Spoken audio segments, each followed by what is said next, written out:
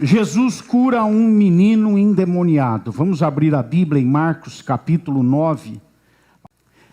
Marcos 9, 14 em diante diz assim: quando eles se aproximaram dos outros discípulos, viram numerosa multidão ao redor deles e os escribas discutindo com eles. E logo toda a multidão, ao ver Jesus, ficou surpresa e correndo até ele o saudava. Então Jesus perguntou: o que é que vocês estão discutindo com eles? Os discípulos estavam discutindo com as pessoas. E do meio da multidão, alguém anônimo respondeu: mestre, eu trouxe até o Senhor o meu filho que está possuído de um espírito imundo, de um espírito mudo, aliás. E este, sempre que se apossa dele, joga ele por terra, ele espuma, arranja os dentes e vai definhando. Pedi aos seus discípulos que o expulsassem. Mas eles não puderam, eles não conseguiram expulsar esses demônios. Versículo 19, então Jesus exclamou: Oh, geração incrédula, até quando estarei com vocês? Até quando terei de suportá-los? Tragam um menino até aqui. E eles o trouxeram. Quando ele viu Jesus, o espírito imediatamente agitou o menino com violência. E caindo ele por terra, revolvia-se espumando. Jesus perguntou ao pai do menino: há quanto tempo isso está acontecendo com ele? E o pai respondeu: olha, desde a infância. E muitas vezes o tem lançado no fogo, na água, para o matar.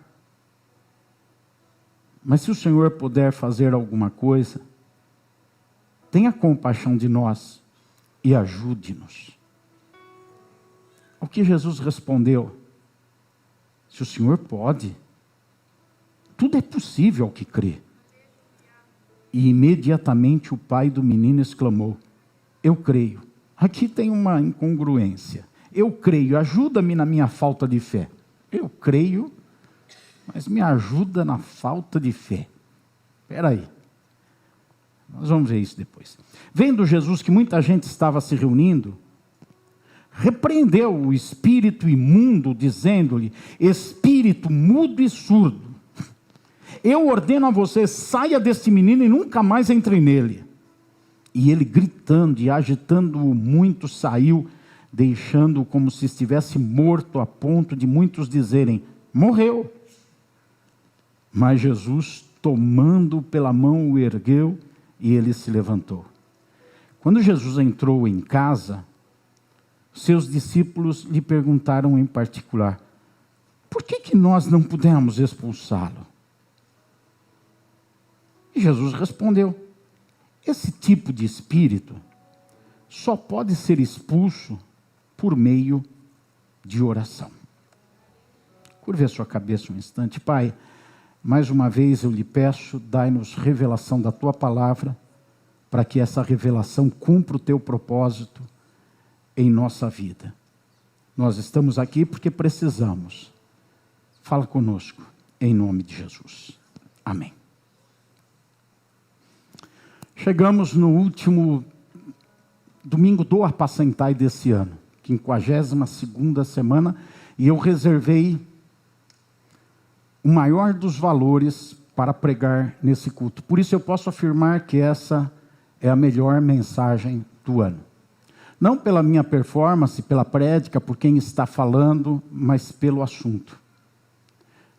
O assunto de hoje é a fé.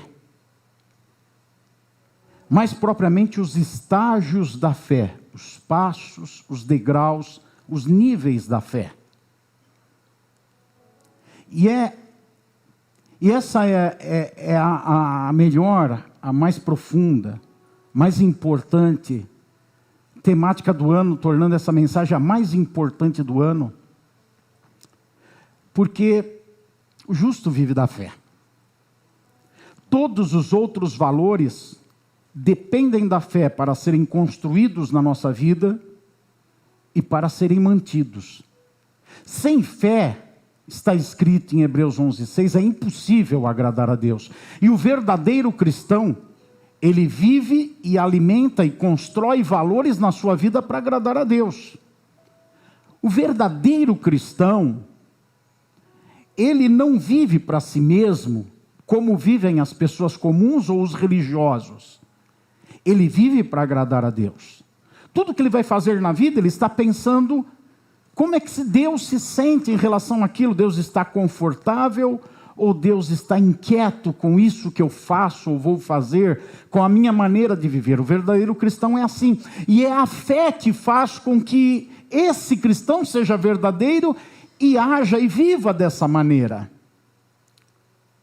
Eu separei as 3 últimas mensagens desse ano pensando nisso. Porque eu falei sobre orgulho. E o orgulho, ele é o impedimento da fé. A pessoa orgulhosa jamais vai ter fé. Jamais, ao menos, vai ter a fé da qual eu me proponho a pregar hoje. Porque hoje, inspirado nessa palavra, eu vou falar sobre os estágios da fé. Então eu vou falar sobre fé em suas manifestações diferentes. E o orgulho impede que se chegue ao maior estágio da fé, que é esse estágio que o justo deve viver. Nesse estágio superior da fé, que está acima de todos os outros. O orgulho é um impedimento para a fé e para a vida de fé. Porque o orgulho é a exaltação do eu. E a fé causa, a fé em Deus. A fé em Deus, deixa isso claro. E a fé bíblica em Deus. Essa fé bíblica em Deus, ela causa o abatimento do eu. Ela faz com que a pessoa se esvazie para que Jesus cresça na vida dela. Então o orgulho impede a fé.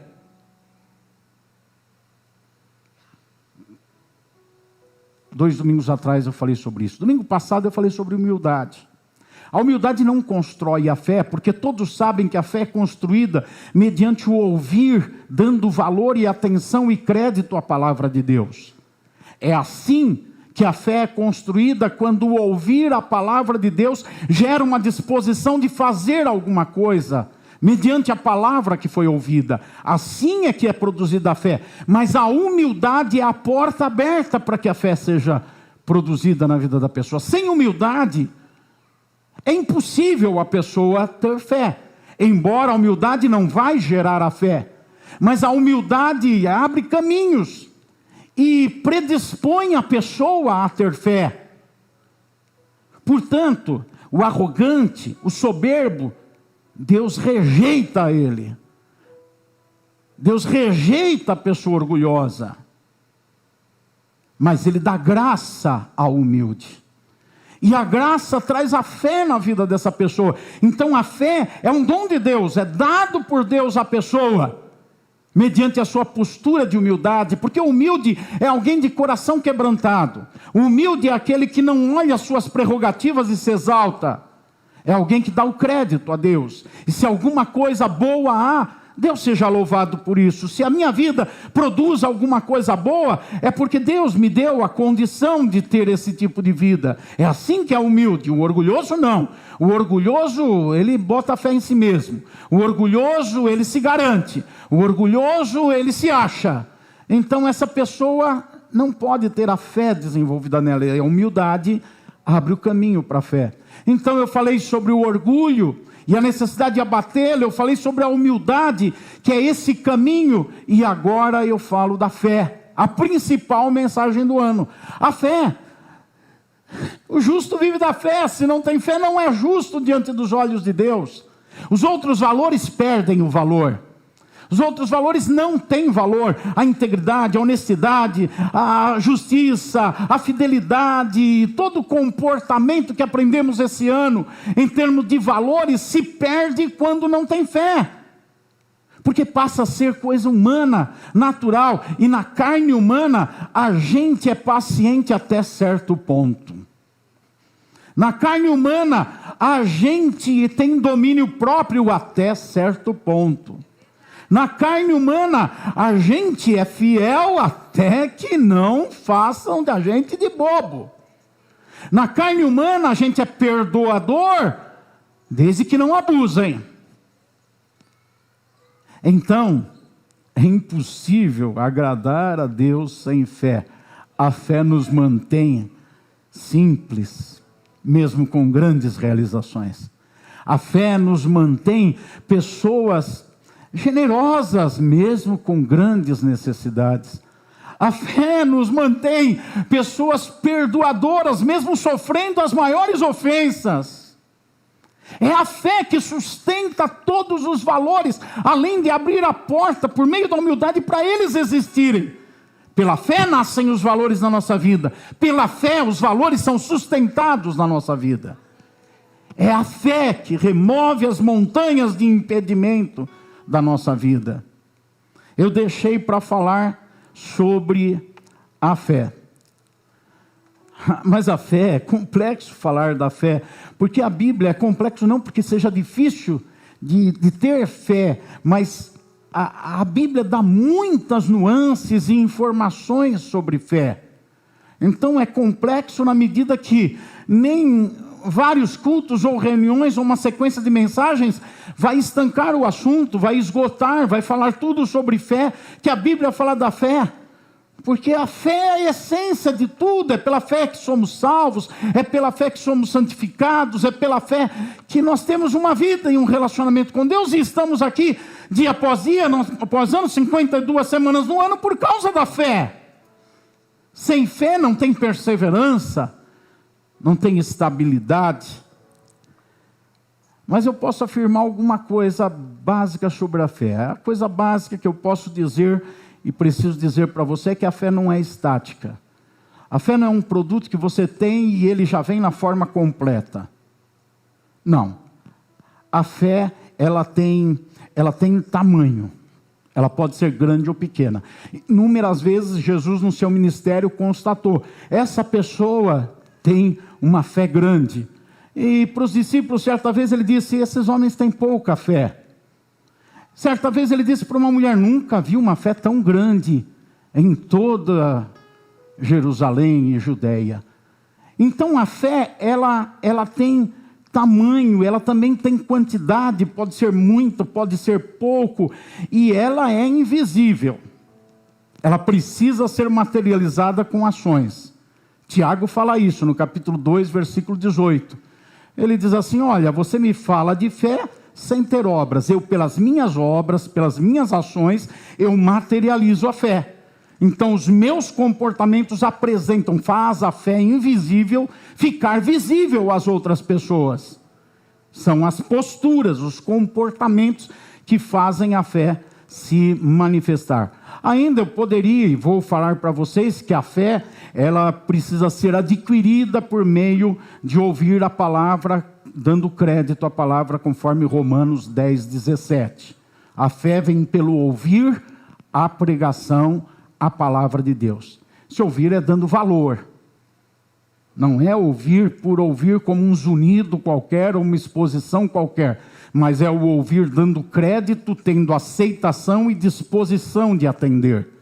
Esse é o ouvir. É o ouvir interessado.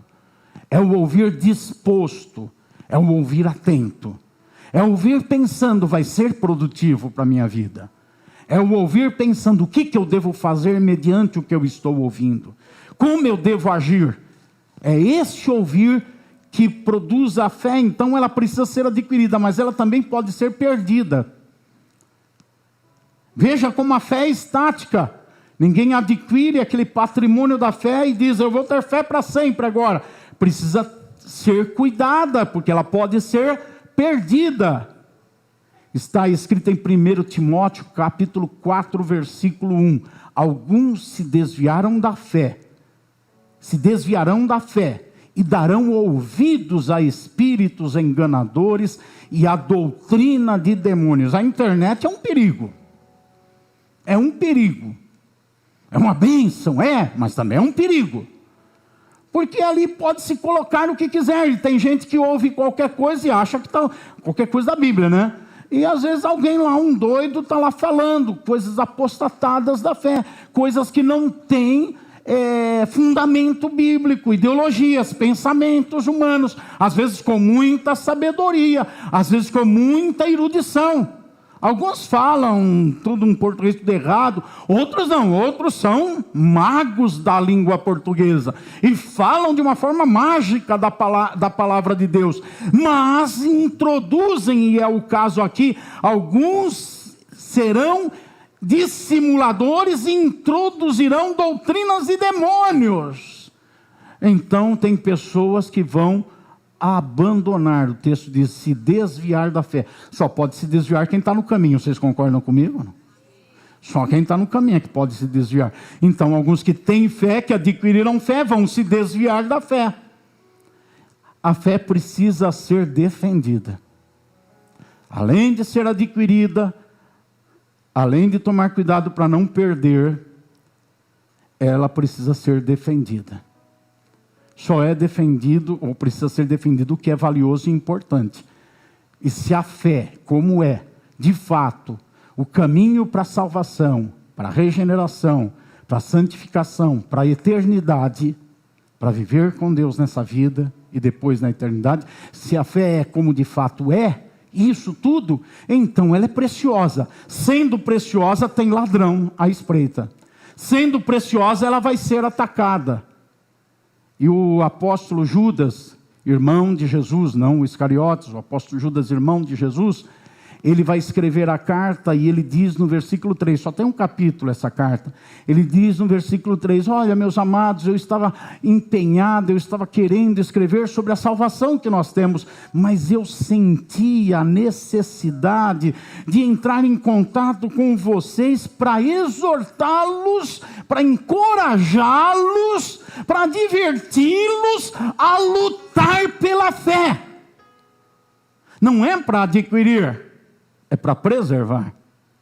Note que ele começa assim, amados, isso é cumprimento com crentes, né? Você chega no posto de gasolina e olha para o frentista e fala, amado, ele vai olhar para você. Então é uma coisa de crente. Amados, eu quero encorajar vocês a lutar pela fé. Então ele está dizendo, para defender a fé, precisa se armar, precisa ter cuidados, precisa ter vigilância.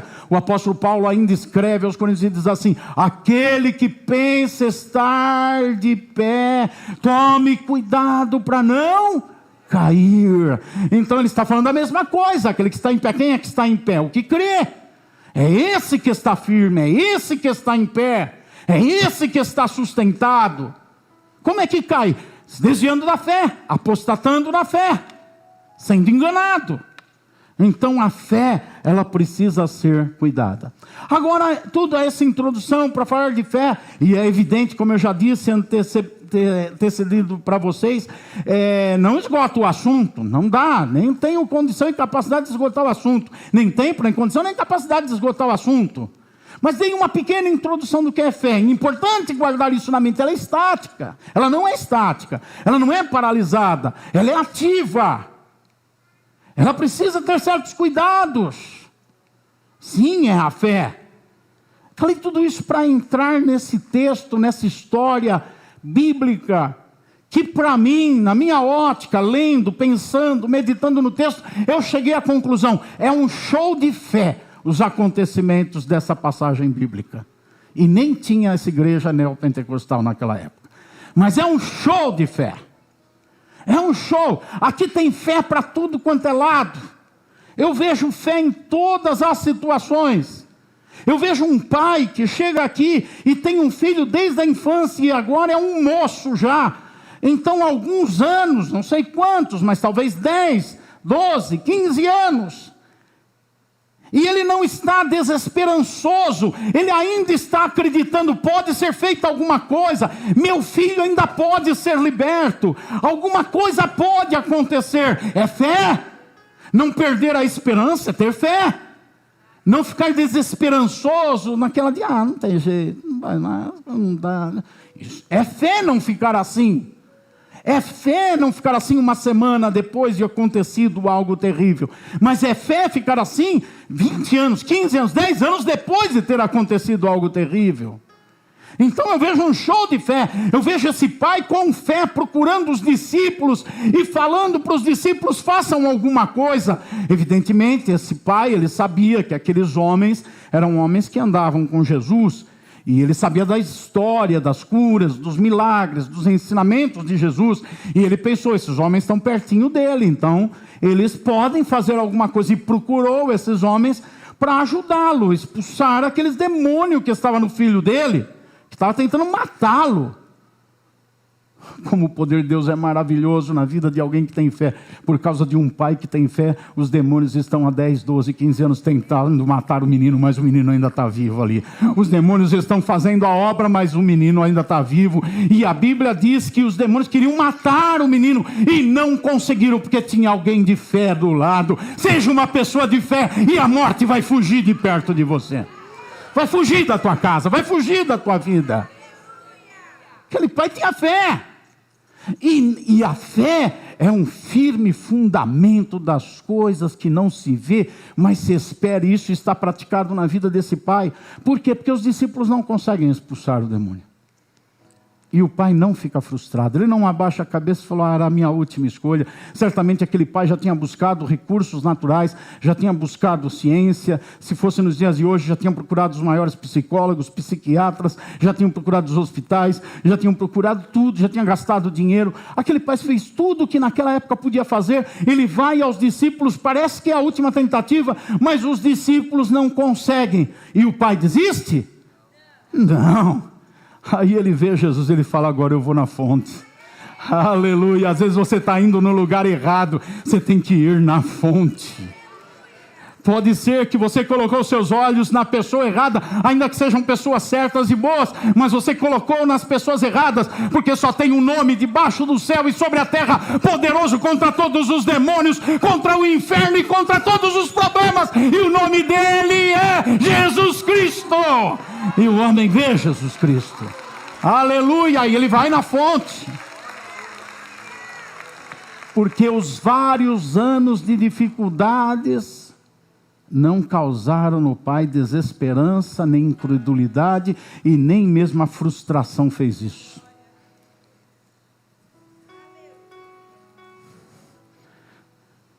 É fé. Eu olho para os discípulos.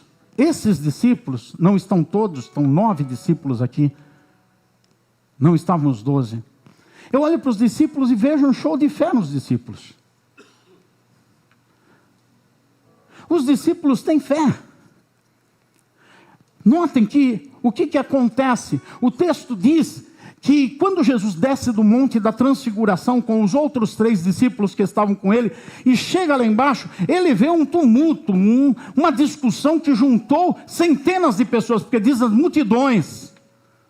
Uma multidão no mínimo é 50, biblicamente falando.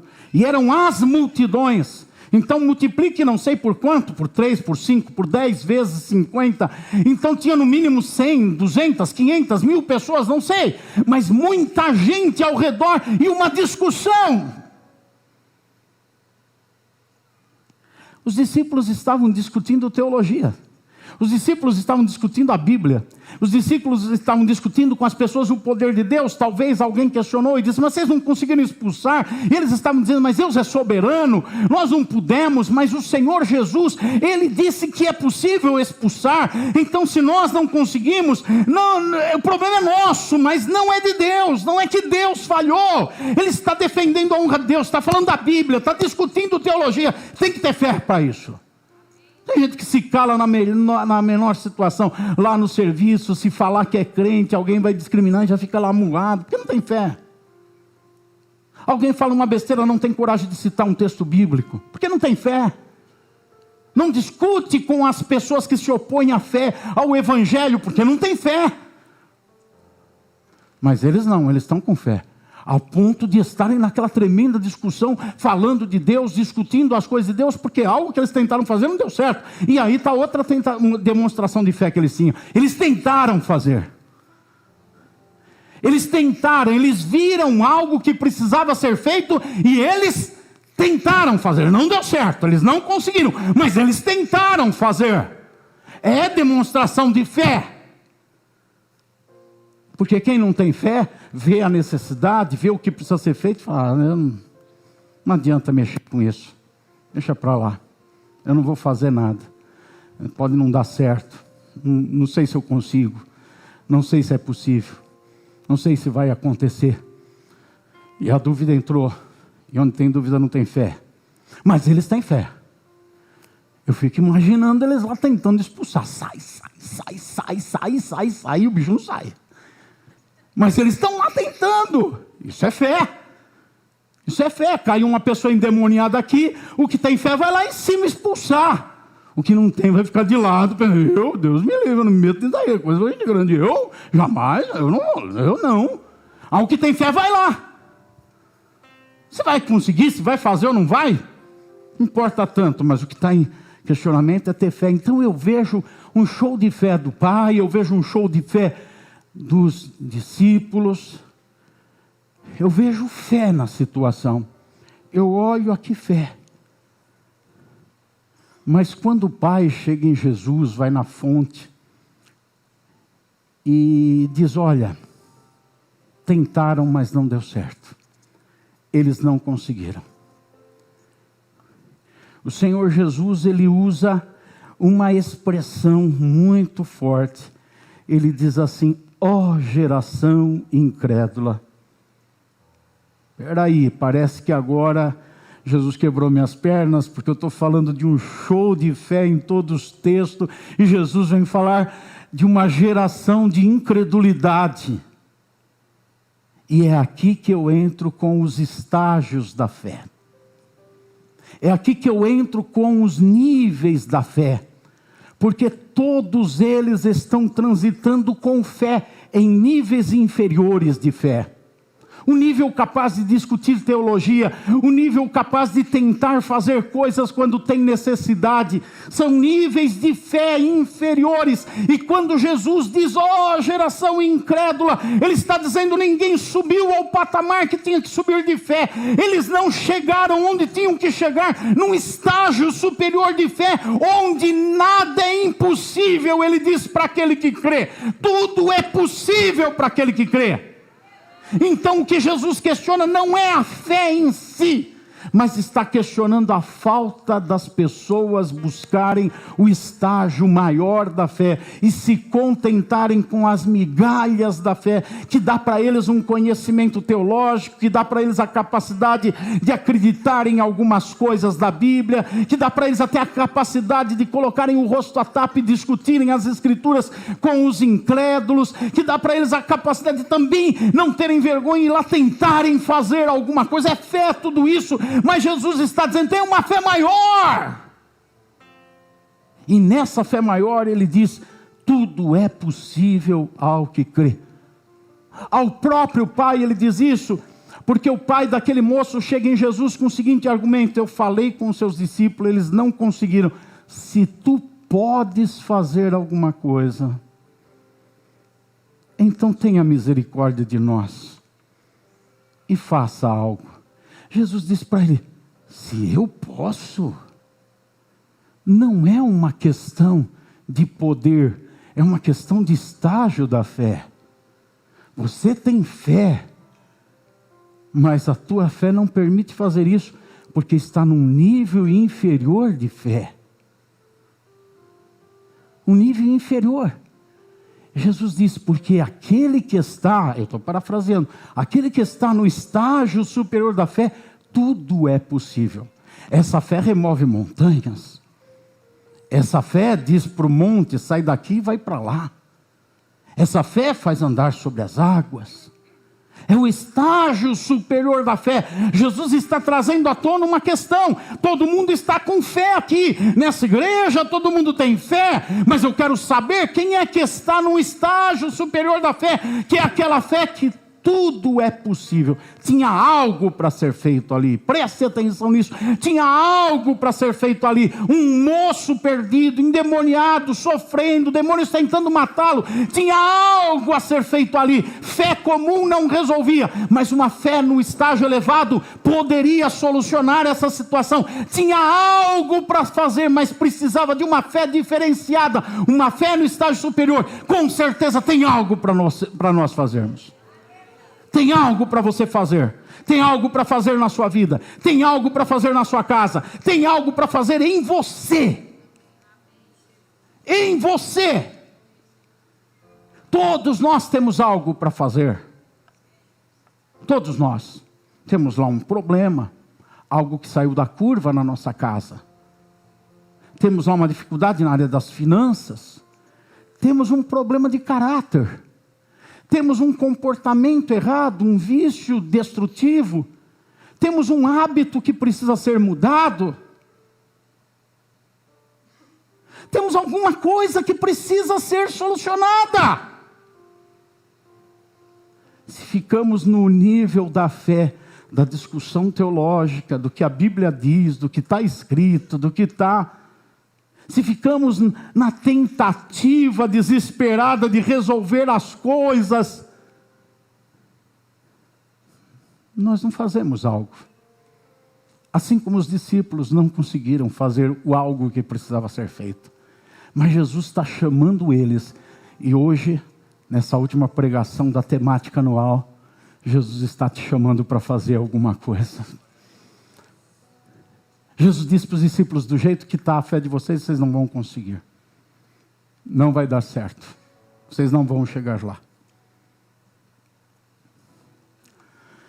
Bom, o relato bíblico indica, versículo 24, imediatamente o pai do menino exclamou, eu creio, ajuda-me na minha falta de fé.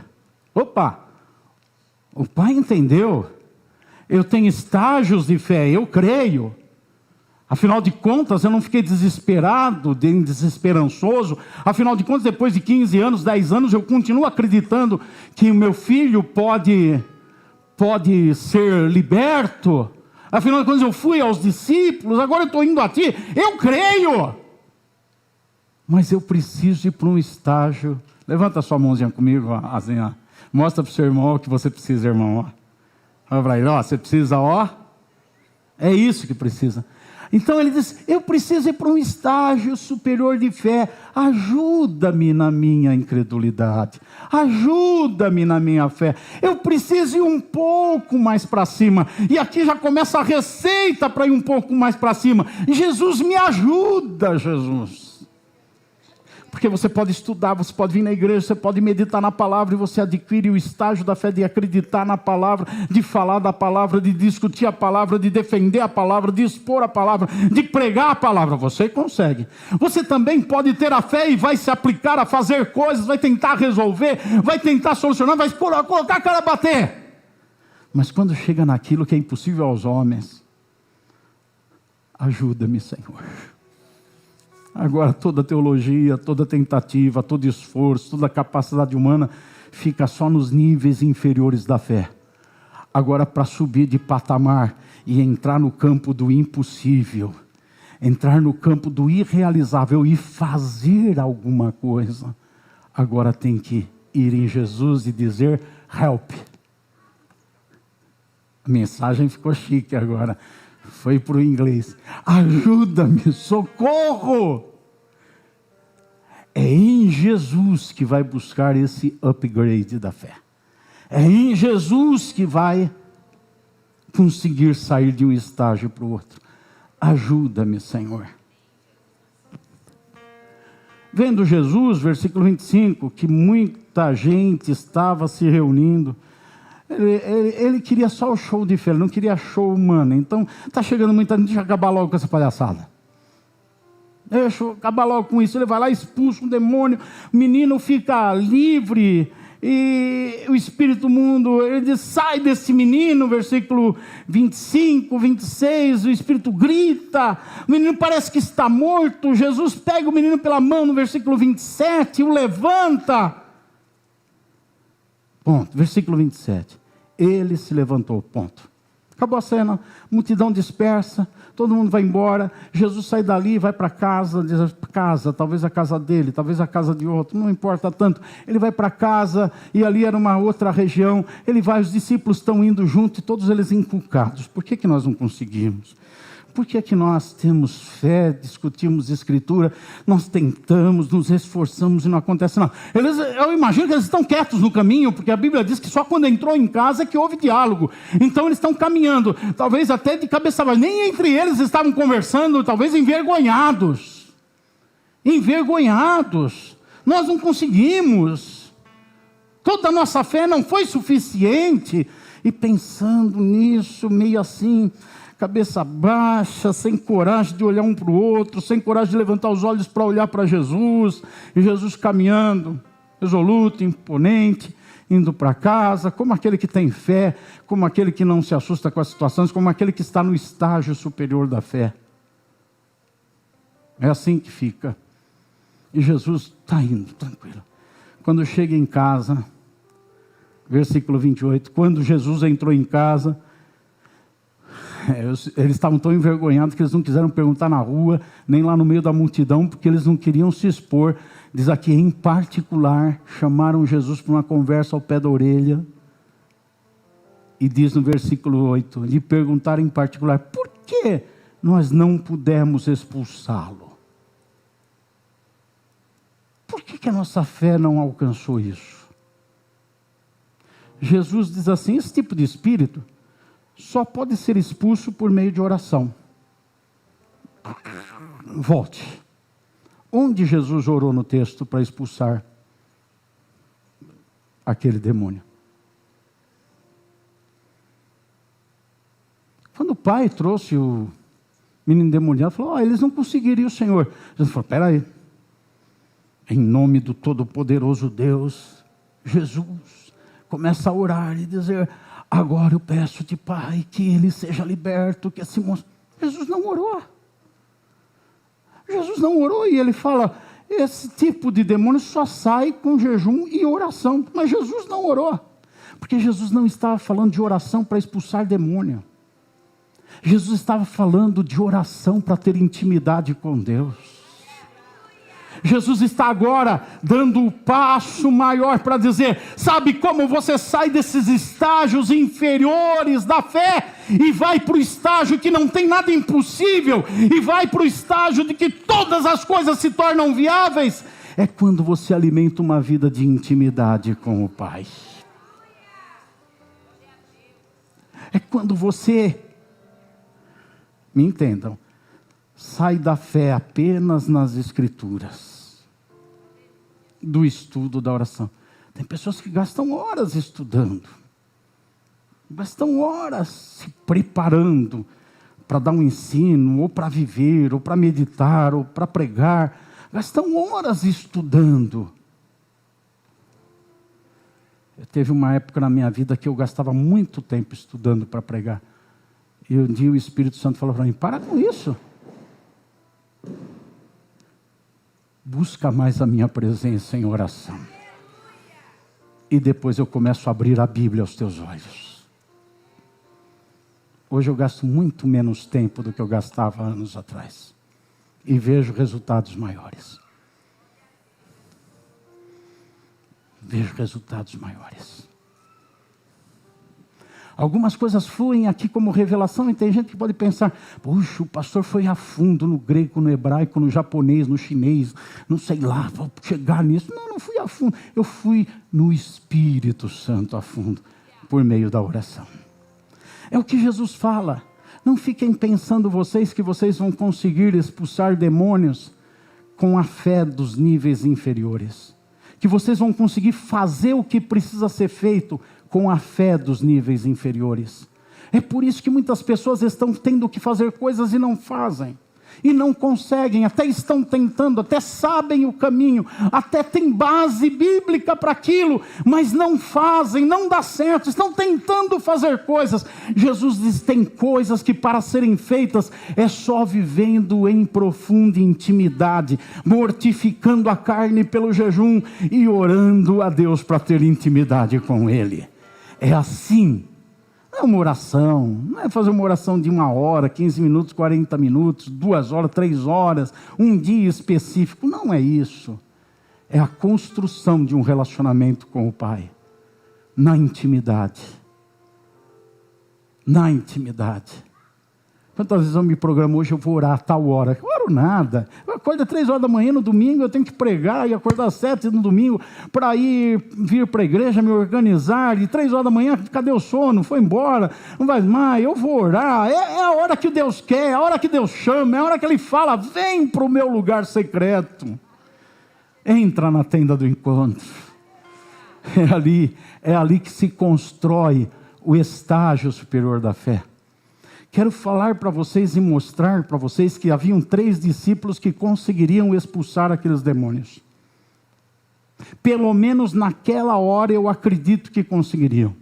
Lá na frente eu não sei. Mas naquela hora.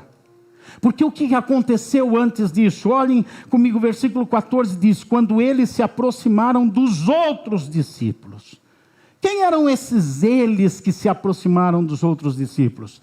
Era Jesus, Pedro, Tiago e João. Quando eles se aproximaram dos outros 9 discípulos, quem que o Pai procurou? Os 9 discípulos. Vocês já sabem que esses 3 discípulos, junto com Jesus, haviam acabado de descer do Monte da Transfiguração,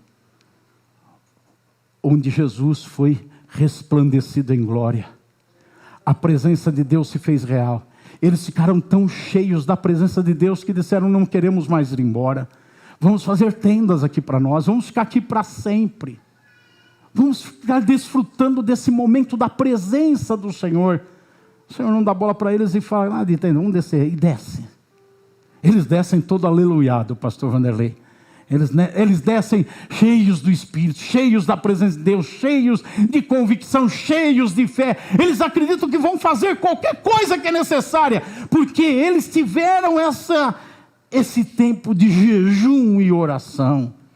Eles tiveram essa intimidade com o Pai. Mas quem que o pai do menino endemoniado procura? Os 9, que não foram para o Monte da Transfiguração, que não tiveram intimidade com Deus. Por favor, não pense um momento de intimidade. Eu estou falando de uma vida de intimidade, porque esses mesmos perderam a fé, e lá no Getsemane eles estavam dormindo, Pedro, Tiago e João. Estavam dormindo enquanto Jesus orava e tinha chamado eles para ter intimidade com Deus. Então isso é uma construção contínua. Pode ser perdida essa intimidade. Mas aqui nesse momento, eles estavam todos cheios de fogo. Estavam todos preparados para orar. Mas o Pai procurou aqueles que não tinham intimidade. Porque tinham fé, mas num nível inferior. Eu pensei, e a princípio eu ia pregar em Marcos 10 sobre esse tema. Porque em Marcos 10 fala de uma parábola que Jesus narrou, disse, de um moço rico, que tinha fé.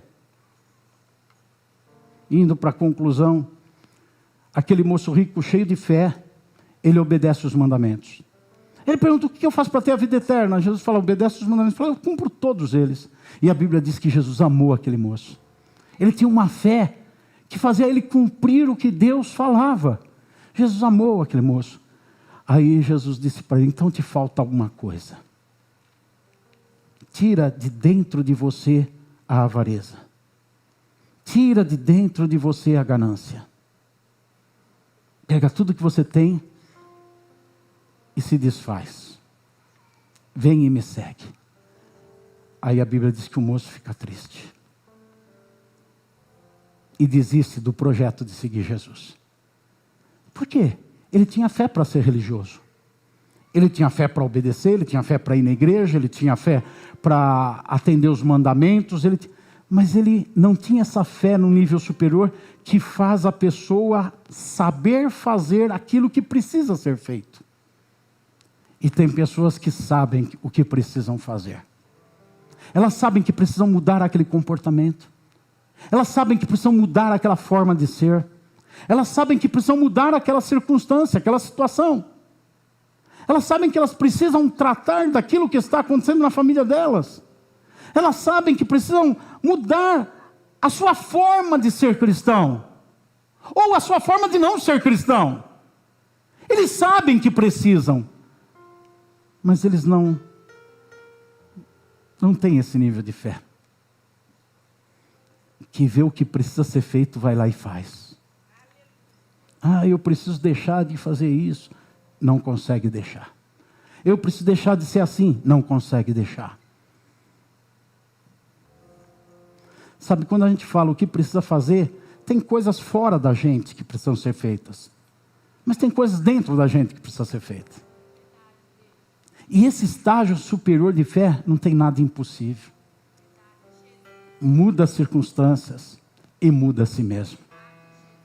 Porque para a fé, para aquele que tem fé, tudo é possível. Mas é esse estágio superior.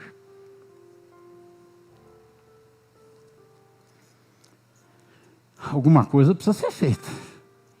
Não tem coisa que precisa ser feita? Tem coisa que você precisa fazer.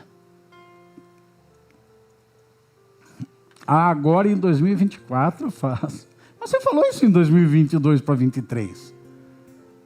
Mas você falou de 21 para 22. Cadê? Cadê a fé que remove montanhas? Cadê a fé no estágio superior? Quero convidar vocês a ficarem em pé e eu vou orar. Os oficiais e pastores não venham à frente agora.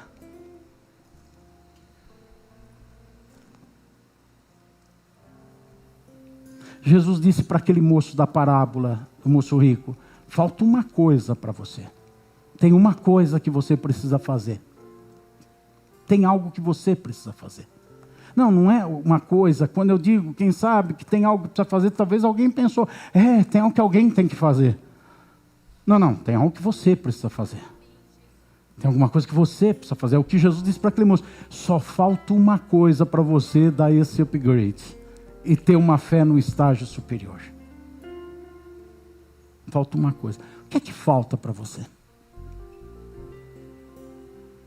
Tem alguma coisa que você precisa fazer? Eu quero orar pelas pessoas que tem alguma coisa que precisa fazer. E não estão fazendo. Talvez tenham fé e até sabem que precisam fazer. Porque a Bíblia diz que precisa fazer. E sabem. Talvez tentam fazer, se esforçam para fazer.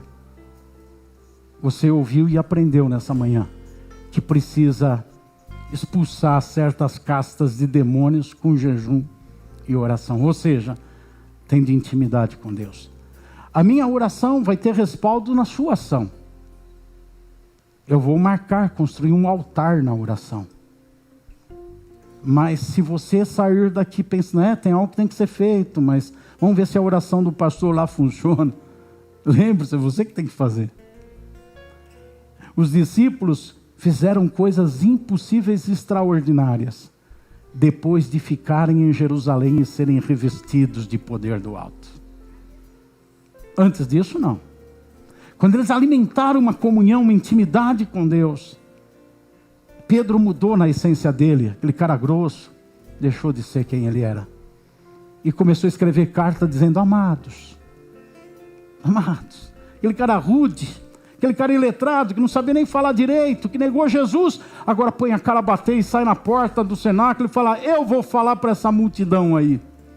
Eu vou dizer quem é Jesus para eles. Não, pode ficar aí, Tomé, fica aí do lado do João, deixa comigo.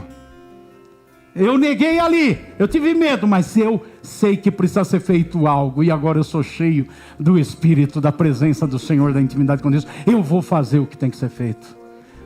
Mais do que a pregação, ele mudou o interior dele. Mais do que você faz nos ministérios, na igreja, o que você precisa fazer em você? Não está sendo feito. O que precisa? Tudo é possível para aquele que crê. Eu quero te ajudar orando por você. Mas essa oração é um altar que a gente vai colocar para declarar diante de Deus que nós queremos viver pela fé e agradar a Ele. Aí você vai fazer o que tem que ser feito. Como? Alimentando, Aí não espera o ano que vem, começa hoje. Alimentar a sua intimidade com Deus. A sua vida de jejum, de oração. Do tempo com Deus. Da prática de vida, de relacionamento com Jesus. Curva a sua cabeça, por favor, feche seus olhos. Segura um pouquinho o louvor, pode ir tocando só, mas não canta não. Quem quer participar comigo desse momento aqui de oração? Vem aqui à frente, se coloque perto de mim aqui no altar. Se aproxime aqui. Chega aqui perto. Chega aqui perto. Serve para aquelas coisas que precisam ser feitas fora de você. Mas também serve para aquelas coisas que precisam ser feitas dentro de você. Que precisa ser feito. Lembra-se que os discípulos disseram, nós não pudemos fazer. O que aconteceu? Lembra-se que aquele moço rico queria muito seguir Jesus, mas não conseguia porque tinha algo dentro dele que ele precisava fazer, ele não conseguiu. O que é que você precisa fazer? O que é? Querido Deus e Pai, como é precioso, depois de falar de Ti, poder falar para Ti, sobre eles, e lhe pedir ajuda. Todos nós nos colocamos agora como aquele pai, que diz, eu creio, mas ajuda-me na minha pouca fé. Eu quero mudar de estágio. Todos nós estamos nos colocando como aquele pai dizendo, ajuda-me, Jesus. Ajuda-me, Jesus. Tem coisas que precisam ser feitas e eu quero fazer. Eu não consigo na fé que eu tenho atualmente. Na fé que é importante e que me deu até a salvação, mas que para fazer coisas extraordinárias não serve. O maior dos fatos que precisa acontecer na minha própria vida. Uma transformação. Uma transformação. E eu lhe peço, Senhor, que hoje seja colocado aqui esse altar. Um altar que indica um desejo de relacionamento contigo. E que esse altar seja corroborado, decorado, fortalecido com comportamentos para ter intimidade contigo. Senhor, se aqueles discípulos, quando estavam no Getsemane, chamados a orar, não se entregassem ao sono, embora ainda com sono, mas falassem, insistissem, eu sei que ali eles teriam uma vitória. E é o que eu peço para nós hoje. Que mesmo nas nossas fraquezas a gente insista em ter um relacionamento contigo. Porque o Senhor não desprezará um coração contrito, aquele que se aproxima de Ti e busca o Senhor e quer essa comunhão contigo. Chama-nos para o quarto secreto. Abre a porta do quarto secreto. Prepara o lugar do quarto secreto. E que a gente ali, sentindo ou não sentindo a Tua presença, saiba que o Senhor está ali no quarto secreto. E que estamos construindo uma fé operante, realizadora. Uma fé que vai nos ajudar a construir outros valores e a manter esses outros valores, mas uma fé que vai levar-nos a fazer o que é impossível aos homens. Porque nada é impossível para aquele que crê. Oro a Ti, Pai, confiante no resultado da Tua ação em nosso favor. Em nome de Jesus. Amém. Gente de fé, volte para o seu lugar aplaudindo ao Senhor, mas volte com confiança. Glória ao nome de Jesus. Aleluia. Bendito seja o Senhor.